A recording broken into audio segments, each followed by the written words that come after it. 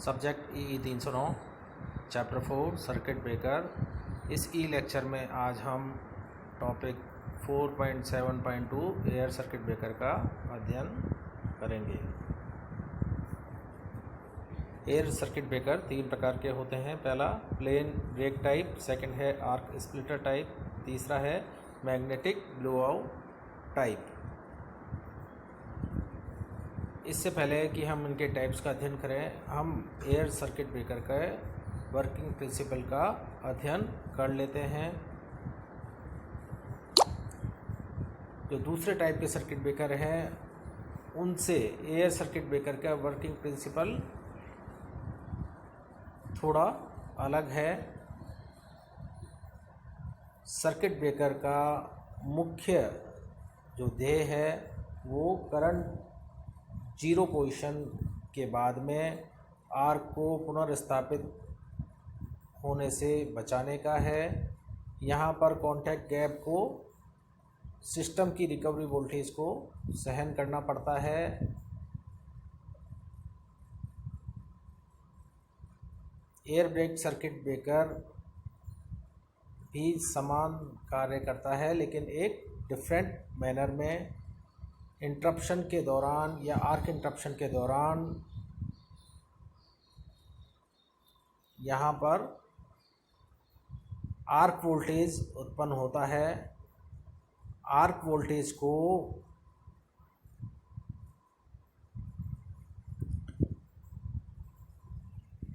Arc को maintain करने के लिए आवश्यक न्यूनतम वोल्टेज के रूप में परिभाषित किया जा सकता है। एयर सर्किट ब्रेकर में तीन तरह से आर्क वोल्टेज को बढ़ाया जा सकता है। पहला,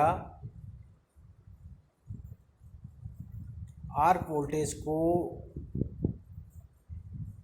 आर्क प्लाज्मा को ठंडा करके बढ़ाया जा सकता है। जैसे ही आर्क प्लाज्मा का टेम्परेचर कम होता है तो आर्क प्लाज्मा के जो पार्टिकल्स हैं उनका मोशन कम हो जाता है।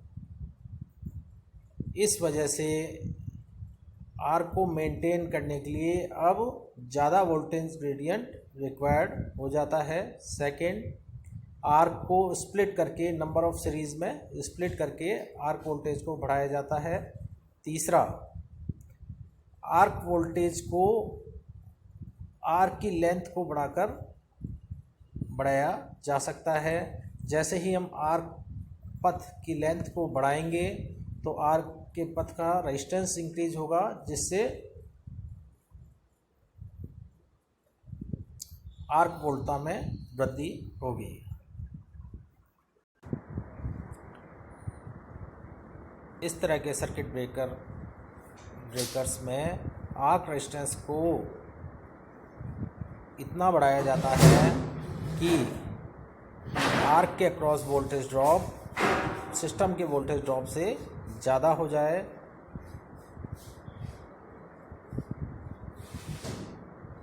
ऐसा करने पर आर्क जो है करंट जीरो पोजीशन पर एक्सटिंग्विश हो जाती है। In air brake circuit breaker, arc is initiated and extinguished in substantially static air in which arc move. Such breakers are used for low voltage, generally up to 15 kilovolt and rupturing capacity of 500 MVA.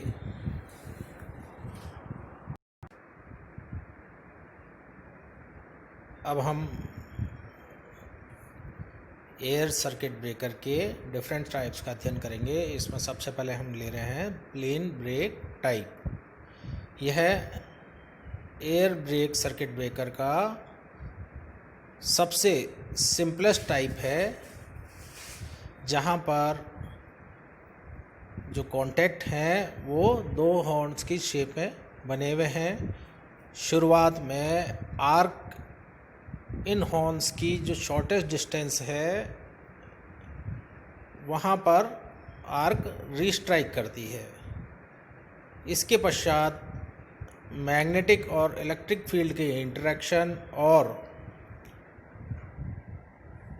Arcing के कारण वायु की heating के कारण जो convection current setup होती है वह ऊपर की ओर मूव करती है।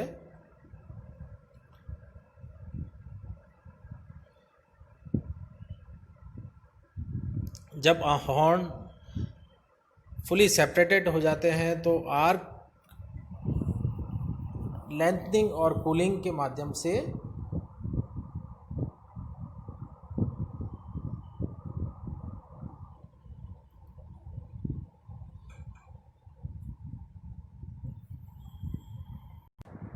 आर्क वोल्टता में वृद्धि करती है।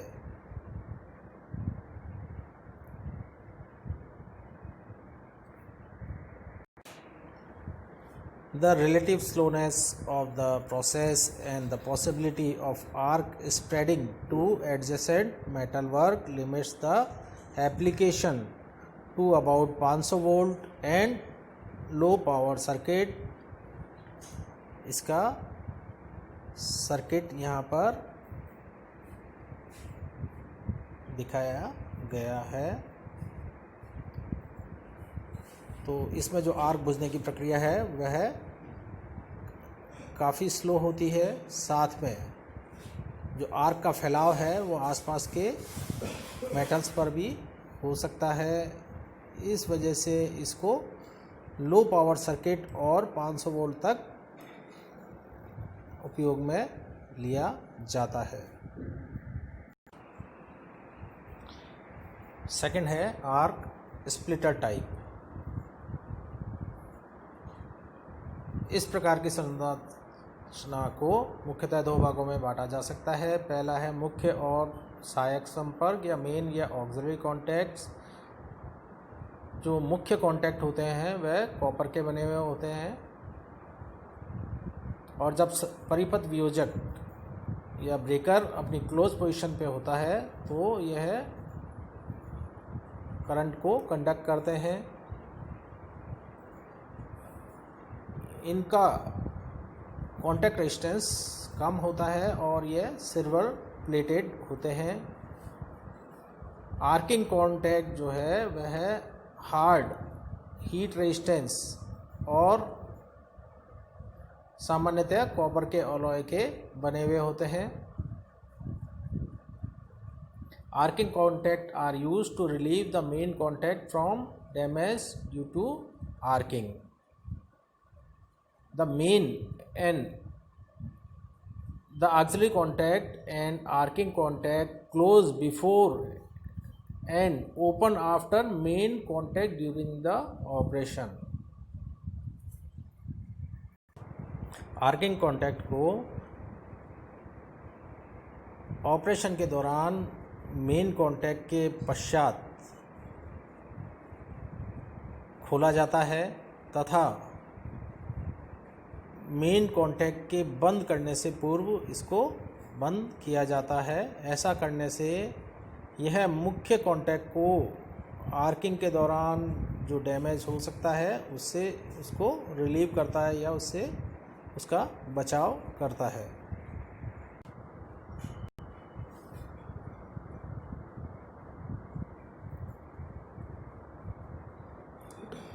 तो मेन कॉन्टैक्ट का कार्य प्रसामान्य स्थिति में धारा वहन करना है। यह कॉपर का बना होता है।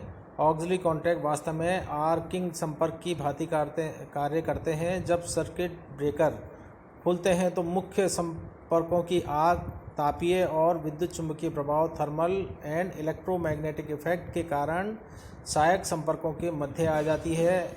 इसको आर्क की ऊष्मा से होने वाले वाष्पीकरण या वेपोराइजेशन व अपक्षय या डिटोरेशन प्रभाव से बचाने के लिए कार्बन का बनाया जाता है। मुख्य संपर्कों के अलगाव के पश्चात भी सहायक संपर्कों में संपर्क बना रहता है। आर्क सहायक संपर्कों के अलगाव के समय उत्पन्न होती है। सेकंड है आर्क शमन कक्ष। यह यांत्रिक रूप से मजबूत बंद कक्ष सहायक संपर्क और स्प्लिटर प्लेट्स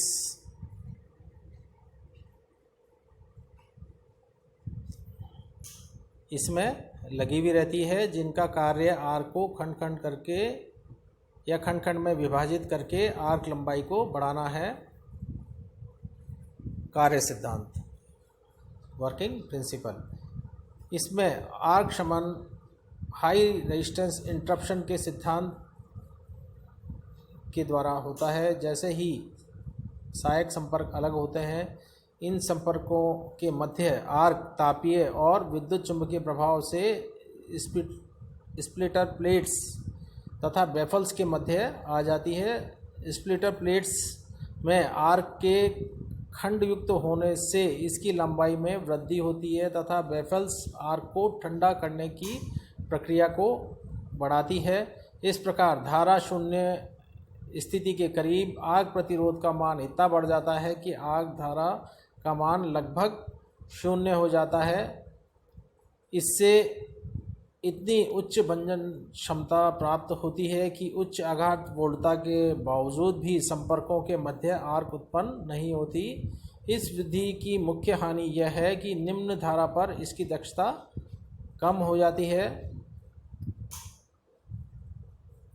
कम धारा पर या लो करंट पर विद्युत चुंबकीय बल इतने अपर्याप्त हो जाते हैं कि वह आर्क को स्प्लिटर प्लेट्स की तरफ भेजने में असमर्थ हो जाते हैं, जिससे आर्क को लंबा करना और डीआयनाइजेशन प्रोसेस करना संभव नहीं रह पाता।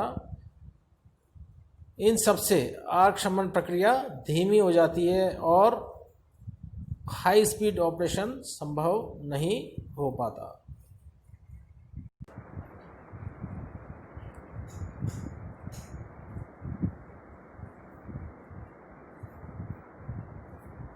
तीसरा है मैग्नेटिक ब्लो आउट टाइप। ऐसे सर्किट ब्रेकर जिनको 11 किलोवोल्ट या इससे ऊपर या काफ़ी ज़्यादा वोल्टेज के लिए उपयोग में लिया जाता है, वहाँ पर आर्क एक्सटेंशन मैग्नेटिक ब्लास्ट द्वारा किया जाता है। इस तरह के आर्क एक्सटेंशन को प्राप्त करने के लिए एक कॉइल, जिसको ब्लो आउट कॉइल कहा जाता है, उसको जिस सर्किट को इंटरप्ट करना है उसके श्रेणी क्रम में लगा दिया जाता है और इस कॉइल द्वारा जो मैग्नेटिक फील्ड सेटअप होती है उससे आर्क को एक्सटिंग्विश करने में मदद मिलती है।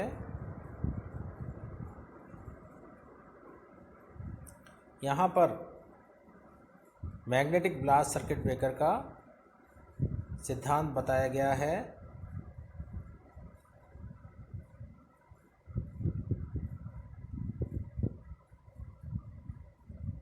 The arc is blown magnetically into arc chute where arc is lengthened, cooled and extinguished. The arc shield prevent spreading of arc to adjacent metalwork. As the braking action becomes more effective with heavy currents, this principle has resulted in increasing the braking capacity of these breakers to high value.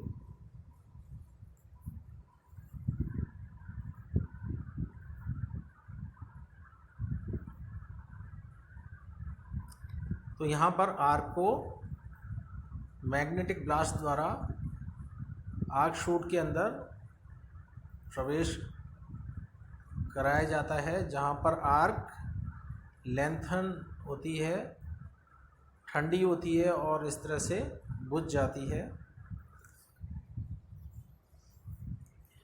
Arc shield का कार्य arc को आसपास के metal work में फैलाव से रोकना है।